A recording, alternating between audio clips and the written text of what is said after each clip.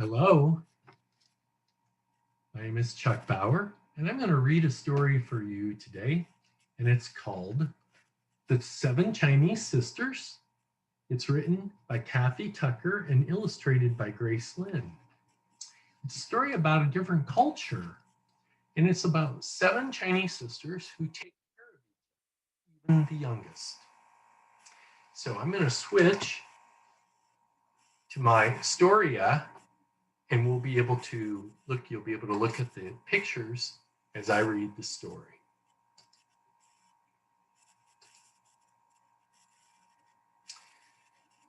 Once upon a time, there were seven Chinese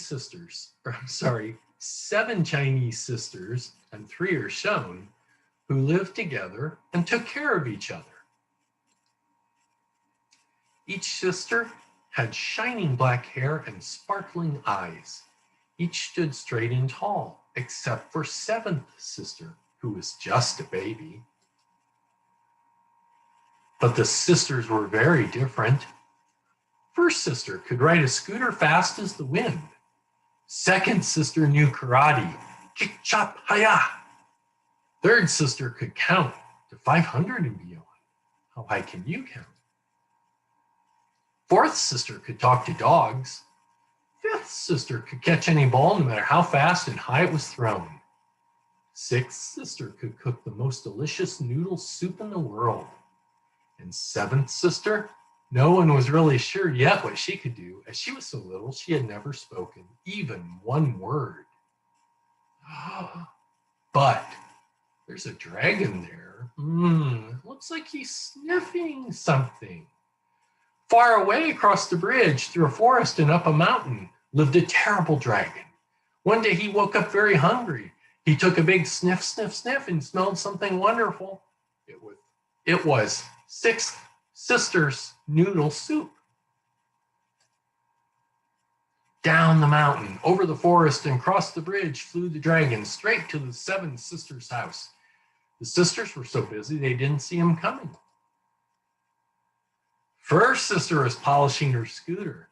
Second sister was practicing for her black belt. Third sister was counting grains of rice. Fourth sister was talking to a stray beagle. Fifth sister was throwing a ball up a mile or so or catching it. Wow. Sixth sister had just stepped into the pantry to get some more noodles. And seventh sister was crawling around on the kitchen floor. When the dragon peeked in the kitchen door and saw a plump little seventh sister, he forgot all about the soup. Instead, he snatched up the baby. Oh no, seventh sister. Then he flew back over the bridge and forest, up the mountain, and into his cave. But as soon as the dragon set seventh sister down, he was just going to get some salt. She said her first word ever, and it was an excellent word. It was, help! The six sisters had just started to look for seventh sister when they heard her call. Right away, they knew her voice. Seventh sister's in trouble, cried first sister, leaping on her scooter. We must save her. And so she took off. The other sisters hung on behind. Pulled by first sister, who was as strong as well as fast, the sisters sped across the bridge. Beyond was the deep forest, filled with many trees. So many third sister counted them by twos. Now seventh sister's cries were louder. The sisters headed up the mountain and soon reached the dragon's cave. Help! Help! Help!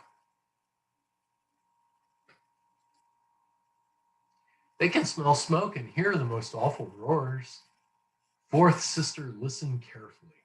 Dragons do not talk exactly like dogs, but she could understand a little. The dragon was roaring. There's no use calling for help. You're going to be my supper. And suddenly, seventh sister shouted her second word ever, which was no. If you don't bring her out, sir, you will regret it, called fourth sister in the best dog language she could manage. Now the dragon stopped roaring. What was that girl yelling? All he could understand was, "Bring her out, sir." But no one had ever tried to talk to him before. And so he was so curious, he picked up seventh sister and rushed outside. Second sister stepped forward. Then, fast as lightning, she leaped into the air, slapped the dragon on the chin, and shouted, "Hiya!" The dragon was so surprised that, whoop, seventh sister flew out of his mouth. Back, back, back, ran fifth sister. Back, back, back, and reaching up, up, up, she caught seventh sister neatly, like a fly ball. That was good. Oh, I think the dragon's crying. When the dragon saw that his dinner was gone, he fell to the ground sobbing. "Hungry, hungry," he whimpered, and fourth sister understood him perfectly, because the word hungry is exactly the same for dragons as it is for dogs. He's starving, she explained, and now all the sisters could see he was quite skinny and sort of sad. "Tomorrow, sixth sister can bring him some soup," first sister said, "but we've got to get seventh sister home. She's all worn out, and she needs her diaper changed." "Sisters, go home," cried baby seventh sister, who was learning to talk very quickly now. First sister put seventh sister on her back and hopped on her scooter. The other sisters hung on behind, and they whizzed fast as the wind down the mountain. But when they reached the forest, first sister stopped. Now that they didn't have seventh sister's cries to guide them, how could they find their way through all these trees? "Don't worry," said third sister. "I counted the trees when we came. We must go past 500. And so when third sister had counted 500 trees, by twos, the seven sisters came to the bridge.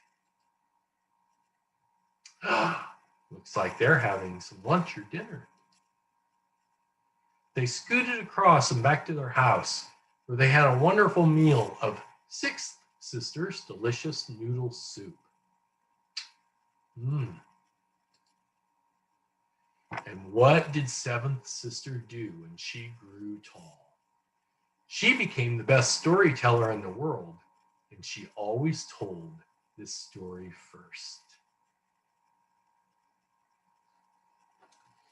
So that's Seven Sisters, the Seven Chinese Sisters, written by Kathy Tucker and illustrated by Grace Lynn. And I hope to tell you another story sometime, and I hope you'll enjoy it. And I hope you have a great day.